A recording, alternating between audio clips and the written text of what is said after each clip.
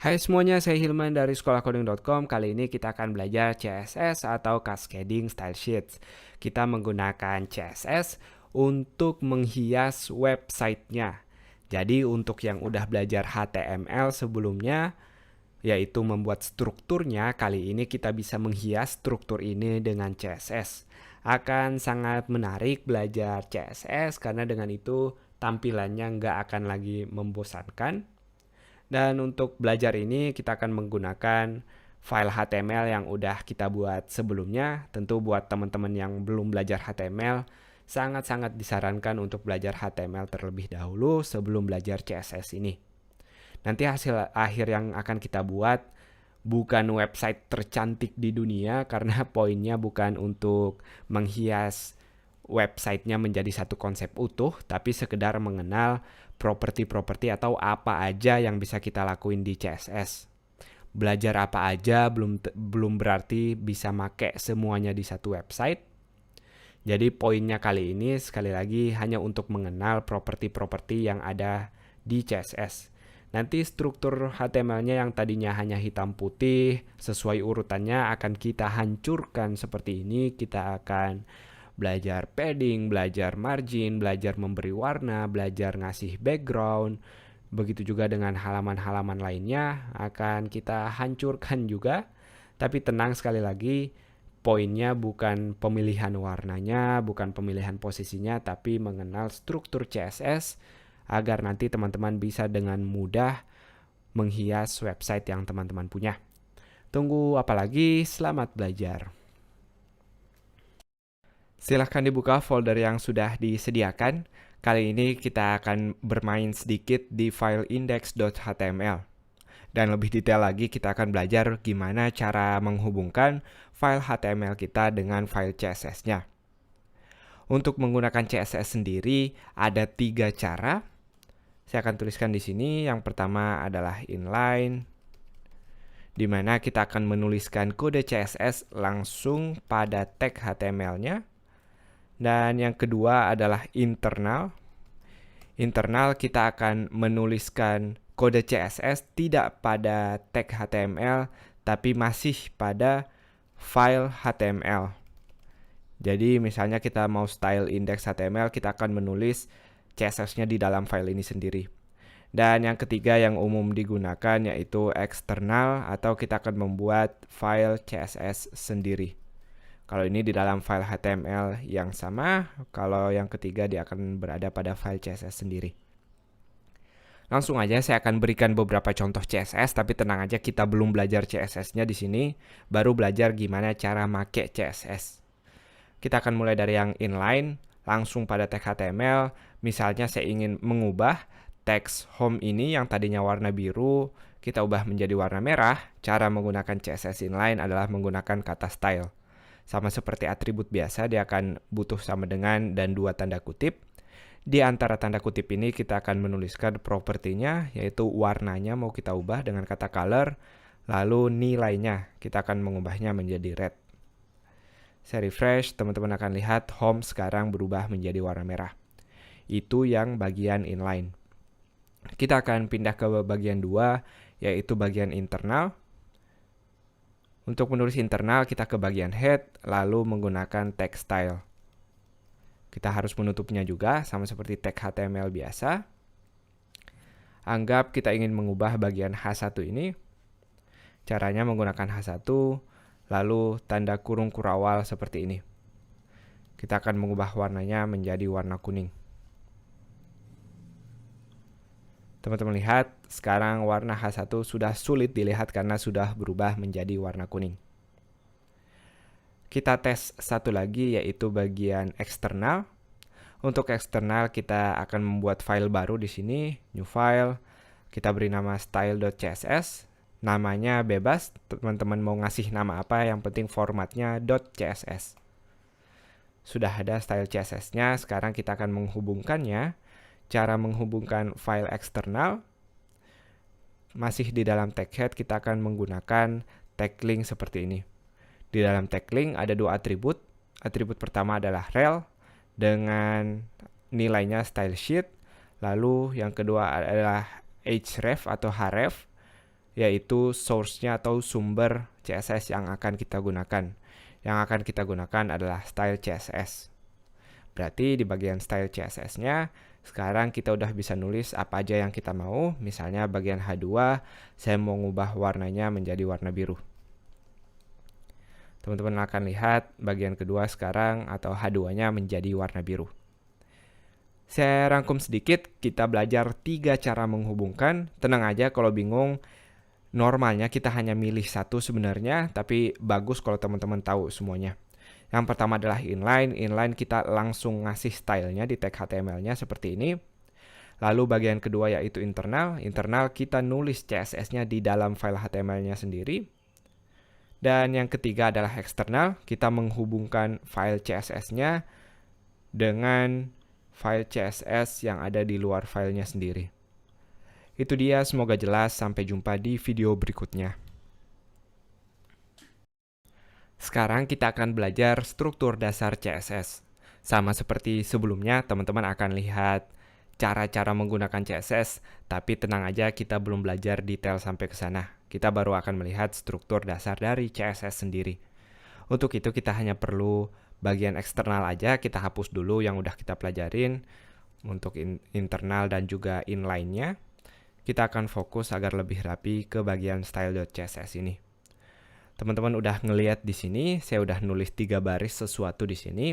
Ini adalah struktur dasar CSS. Struktur dasar CSS dimulai dengan menulis selektor istilahnya. Saya akan tulis di atasnya, selektor. Selektor adalah gimana cara kita milih elemen yang mau dihias. Karena kita nggak mau nulis warna biru untuk semuanya, kita mau nulis spesifik bagian mana yang mau kita hias. Itu adalah selektor. Lalu setelah selektor kita akan menulis kurung kurawal seperti ini. Jadi selalu kurung kurawal dan ditutup seperti ini. Dan setelah itu kita akan masuk ke propertinya, yaitu bagian apa yang mau kita ganti. Pada kasus ini yaitu warnanya yang mau kita ganti. Dan yang kedua adalah nilai dari propertinya. Saya ulang lagi, selektor kita pilih HTML atau elemen yang mana yang mau dihias, lalu kurung kurawal dan juga tutupnya. Di dalamnya kita masukkan propertinya, apa yang mau kita ganti, dipisahkan dengan titik 2 lalu nilainya. Dan dia tutup dengan titik koma. Kalau teman-teman mau menghias lebih dari satu, kita bisa memasukkan properti kedua di sini dan juga dengan nilai yang berbeda seperti ini. Misalnya kita mau mengubah ukuran dari H2 ini, maka saya akan menambahkan nama propertinya font size. Tenang aja, kita akan belajar nama-nama properti dan nilai-nilainya di tutorial-tutorial berikutnya. Saya akan merubahnya menjadi 30 pixel misalnya. Kita hapus tulisan ini. Dan kalau kita lihat sekarang, dia menjadi lebih besar. Jadi itu cara menulis lebih dari satu properti. Tinggal dipisahkan dengan titik koma seperti ini. Itu dia untuk struktur dasar CSS.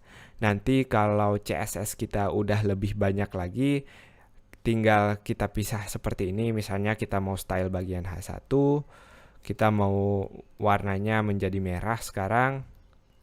Seperti ini. Nggak ngaruh kalau teman-teman mau ada spasi atau nggak pakai spasi seperti ini, sama sekali nggak ngaruh. Kita akan lihat sekarang H1 kita akan berubah menjadi warna merah. Jadi itu cara menulis lebih dari satu properti atau lebih dari satu selektor pada CSS.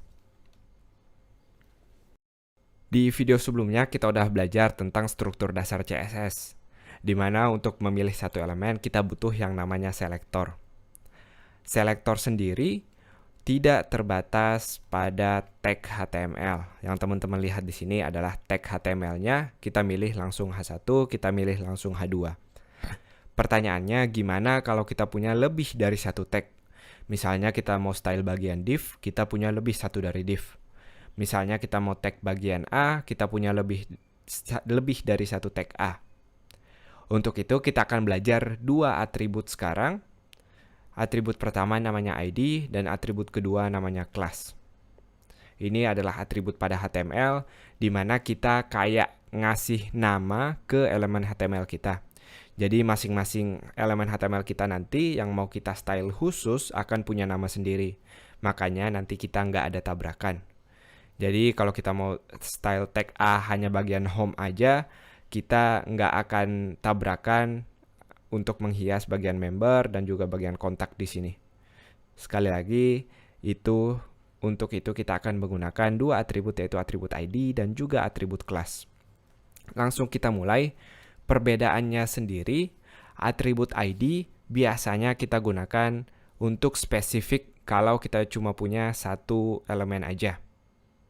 Maksudnya misalnya saya mau ngasih style hanya untuk bagian home ini aja, nggak buat yang lain. Di sini saya akan ngasih ID dan juga namanya.